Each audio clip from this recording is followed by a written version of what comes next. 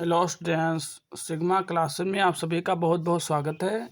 आज के इस वीडियो में पढ़ेंगे हम कक्षा 10 की गणित निर्देशांक ज्यामिति, उसका एक्सरसाइज नंबर 6.2। इसका क्वेश्चन नंबर लास्ट है 10 नंबर।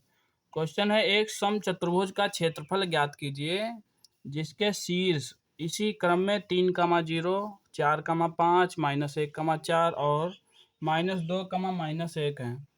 हमें एक समचतुर्भुज दिया है। समचतुर्भुज की चारों भुजाएं समान लंबाई की होती हैं, ठीक है। और कोण कितना भी हो सकता है। कोण 90 का अगर होगा तो ये वर्ग बन जाएगा। तो से ये भुजा एक है, एक ये भुजा है, एक ये भुजा है और एक ये। इसकी चारों भुजाएं बस नाप की बराबर होती हैं, ठीक है। तो ये मान लिया ये ए पॉइंट है, ये बी पॉइंट है, ये सी पॉइंट है और ये डी पॉइंट है। हमें निर्देशांक भी दिए हैं। पहले एक लाइन से लिखेंगे, ठीक है। पहले 3,0, फिर दूसरे 4,5, फिर तीसरे यहाँ लिखेंगे सी पे -1,4। इसमें अगर क्रम आप बिगाड़ देंगे तो सवाल गलत हो जाएगा। और लास्ट वाले यहाँ डी की जगह -2, -1, ठीक है। ये हो गए पॉइंट्स।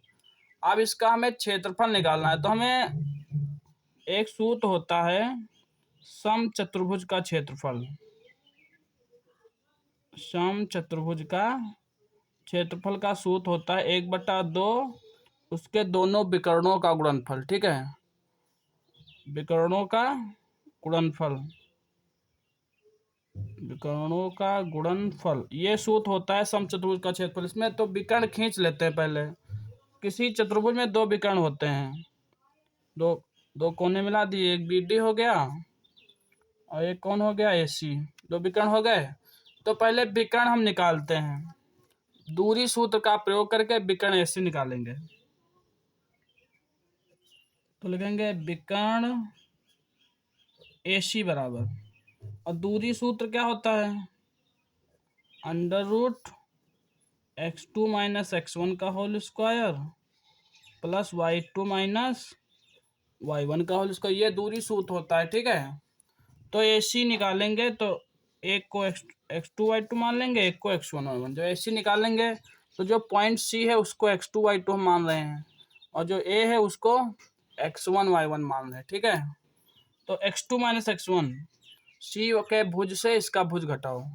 x2 ये है -1, देखिए ऐसे समझ लीजिए। ये x2 y2 मान लिया हमने सी को, और ए को क्या मान लिया, x1 और y1, ठीक है। x2 -1 में से क्या घटाएंगे, 3। तो यहाँ लिखेंगे -1 और -x1 की जगह क्या लिखेंगे, 3, उसका whole square plus y2 - y1। y2 की जगह क्या लिखेंगे, y2 ये 4 है ना, और -y1 की जगह क्या लिखेंगे, 0, उसका होल स्क्वायर। अब इसको सॉल्व कर देंगे। देखिए -1 -3 आपस में जुड़ जाएगा, दोनों ही माइनस के हैं ना, तो हो जाएगा -4 उसका स्क्वायर। 4 में से 0 जाएगा, 4 का स्क्वायर हो जाएगा। अब स्क्वायर चाहे माइनस की गिनती का करे चाहे प्लस का, हमेशा प्लस ही में तो आता है। तो -4 का स्क्वायर हो जाएगा 16, प्लस फिर 4 चुको 16। तो 16 कितना हो गया, 32 हो गया ना। 132 को ले सकते हैं हम 16 × 2, 16 दूनी 32 होता है ना। तो 16 का वर्गमूल कितना होता है, 4। तो 16 का वर्गमूल हम बाहर लिख लेंगे 4, और 2 को रूट ही में रहने देंगे। तो हमारे ए सी आ गई 4√2। इसी प्रकार हम बी डी हम निकाल लेंगे, विकर्ण बी डी। इसमें भी सूत्र वही रहेगा, √x2।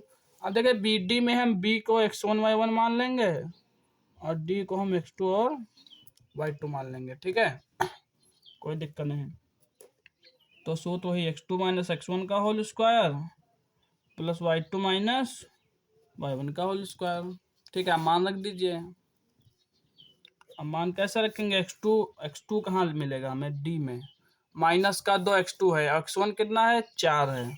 तो लगेंगे -2 - 4 whole square plus y2 - 1, y2 कितना है, -1 है, और -y1 कितना है, y1 है हमारा 4, नहीं सॉरी 5 है, y1 5, उसका होल स्क्वायर, ठीक है।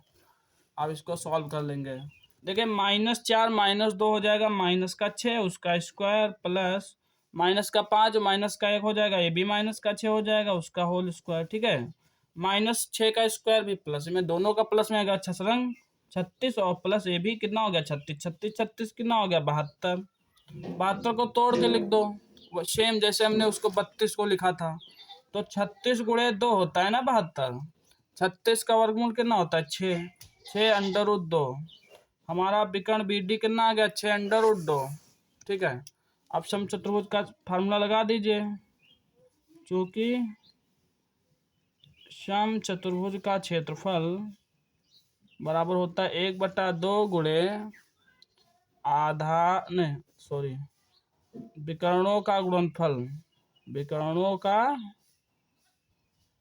गुणनफल ये होता है। ठीक है, तो 1/2, इसका एक विकर्ण हमने अभी निकाला है AC, AC और दूसरा विकर्ण क्या है BD।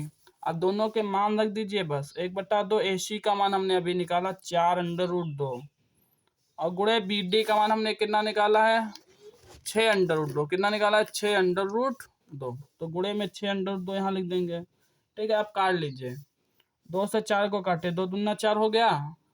अब देखिए 2 का गुणा 6 से, 2 छंग 12, और अंडर रूट 2 का अंडर रूट 2 से जब गुणा कराएंगे तो इसका रूट हट जाएगा, पूरा 2 आ जाएगा। ठीक है, अब 12 दूनी कितना हो गया 24, और क्षेत्रफल हमेशा वर्ग में होता है, वर्ग इकाई या वर्ग मात्रक, तो इसका आंसर आ गया 24 वर्ग मात्रक।